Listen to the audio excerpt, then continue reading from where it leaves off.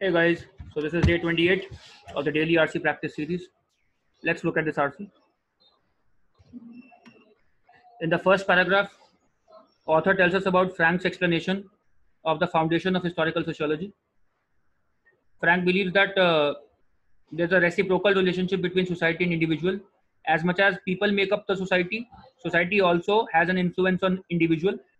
Okay, this process is called structuring, and he believes that sociologists have given they have a myopic approach towards the study of society. They have a unilateral approach, one-sided approach. They do not consider the mutual interactions between society and individuals. In the second paragraph, Frank extrapolates this logic to history, and he says history is also a result of mutual interaction between individual and historical events. So, as much as people make history, history also makes people. That is, an individual's circumstances in which he has grown up also has an impact on the choices that he makes, which ultimately leads to making of history. And in the final paragraph, author Frank rather tells us that social circumstances also matter.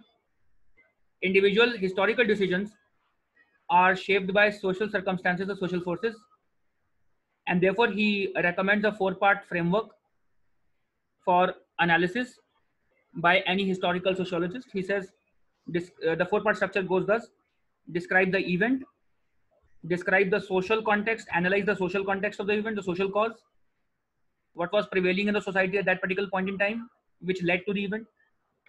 Number three, the individual history. The person involved must have a history that should also be analyzed.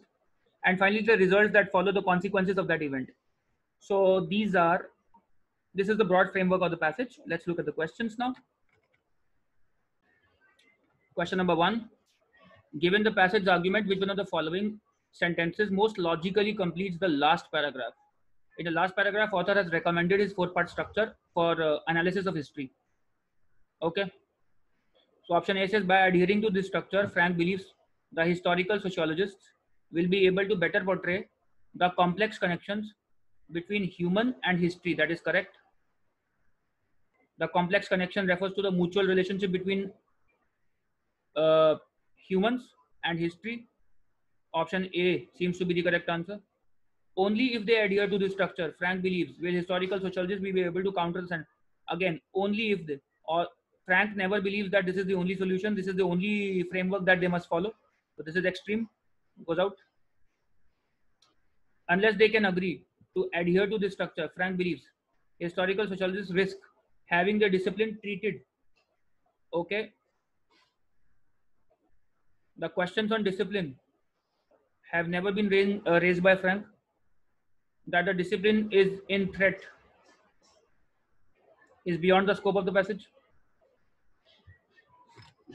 Option D, by adhering to this structure, Frank believes historical sociologists can shed light on the issues that traditional sociologists have chosen to ignore. A tempting choice for some, however, the subject of study for sociologists is society and individual.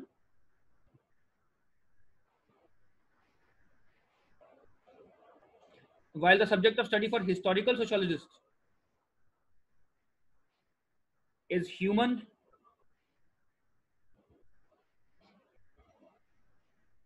and history.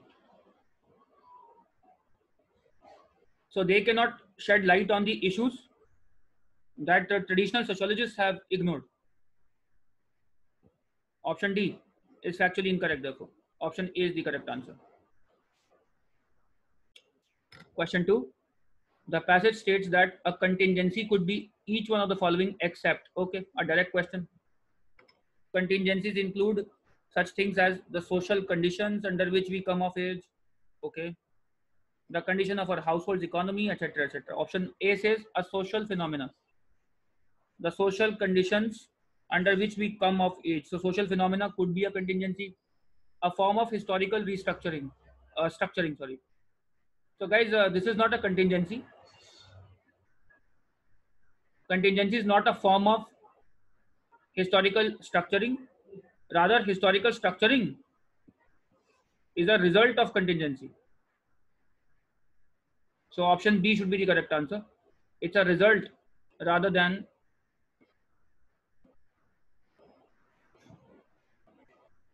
a form of contingency.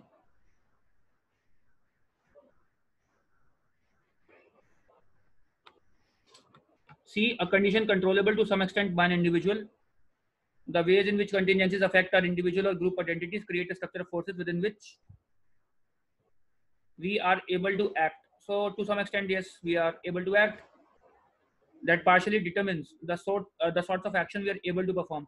So to some extent, at least, the actions are controllable. Yes, a partial determinant of individuals. Exactly what we read. So this goes out. This goes out. This goes out. Option B is the correct answer. Next question. Which one of the following is most analogous to the ideal work of a historical sociologist? The ideal work of a historical sociologist is presented in the last paragraph as a four-part analysis. All right. So we'll have to focus on this four-part analysis: description of an event, then discussion of the social context of the event, then a summary of the life history of the individual agent involved in the event, and finally analysis of the consequences of the event. Okay. Option A says, in a report on the enactment of a bill into law, this is the event. Enactment of a bill into law is the event.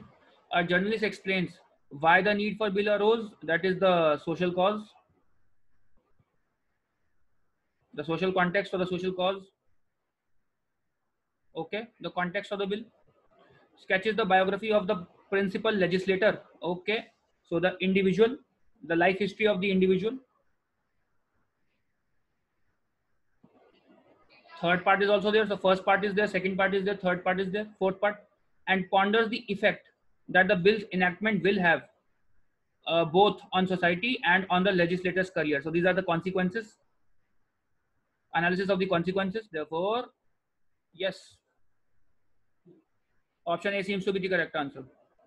In a consultation with a patient, a doctor reviews the patient's medical history. That would be the individual part, which means the third part. Suggests possible reasons for the patient's current condition. Well, that could be the context or the cause, the second part. So second part is there, third part is there. Let's see whether we have first and fourth part, and then recommend steps the patient should take. Results are not being analyzed. It's a recommendation, suggestion rather than analysis of the results. This is a suggestion rather than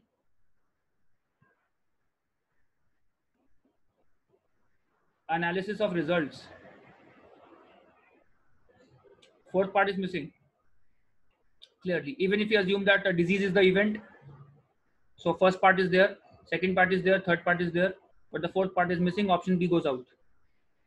In analysis of a historical novel, okay, a critic provides information to support the claim that details of the work settings are accurate. Well, this is nowhere to be found. This is analogous to none of these four parts. Supporting the claim is analogous to none of the four parts described. In a presentation to stockholders, corporation's chief executive officer describes the corporation's most profitable activities during the past year. Okay, could be the event. Most profitable activities, number one, fine. Introduces the vice president, largely responsible for those activities. So the individual, third part is also there. First part is there, third part is there, second part is missing. Okay, and discusses the new projects the vice president will initiate. So neither the first part, sorry, neither the second part nor the fourth part, the effects it had are being discovered. Even if you assume that the fourth part is the profits, incurring a higher profits, the second part is missing, which is the social context or the reasons that brought about, the cause that brought about the greater profits. All right, so option A is the best fit. Next question. The primary function of the first paragraph of the passage is to, okay, the first line itself defines the function of the first paragraph. It says, in explaining the foundations of the discipline known as historical sociology, Alexander Frank argues that blah blah blah. Okay. Option A, to outline the merits of Frank's conception. Author has not talked about the merits of Frank's conception, the advantages, the benefits, the good points about Frank's conception. Author has not given his opinion in the first paragraph at all. He only talks about Frank's opinion, Frank's conception, but not about its merits. Convey the details of Frank's conception. Maybe the answer. Maybe. Convey the details of the Frank's conception. How Frank viewed historical sociology. Yes, maybe. C, examine the roles of key terms used in the Frank's conception of historical sociology. Frank's conception did not have any key terms. Author does not focus on any key terms really. Identify the basis. Okay, basis resonates with foundations of Frank's conception. Okay, what was the basis for Frank's conception? Okay, that is a better answer choice than B. We go with D, Delhi. B only talks about the details of Frank's conception, while D talks about the basis of Frank's conception, and first line talks about the foundation, the basis more than the details of his idea. We go with this. Next question. Based on the passage, which one of the following is least illustrative example, okay, of the effect of a contingency upon an individual? Let's see.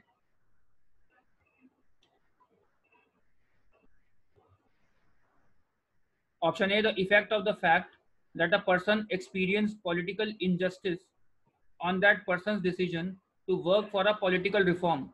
So if he's working for a political reform, this is an action, a life choice, which is inspired by his history or contingency. This is an example of the effect of contingency. The effect of the fact that a person was raised in an agricultural region. Okay, this is a contingency. Now let us read the effect on that person's decision to pursue a career. So it is again a life choice. So effect of contingency, yes. The effect of the fact that a person lives in a particular community, okay, maybe considered contingency too. On that person's decision to visit friends in another community, this is not a life choice. Visiting friends is not a life choice. It's not a history making choice at all. So option C should be the correct answer.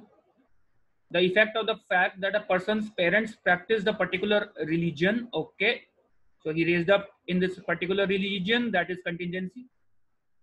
On that person's decision to practice that religion. Okay, so that's also a life choice or a history making choice maybe. Fine, so D is also the effect of contingency. Hope you got many more correct and you're improving with every passing passage, guys, every passing day. This is your VM signing off. Keep learning, keep improving. Cheers to learning.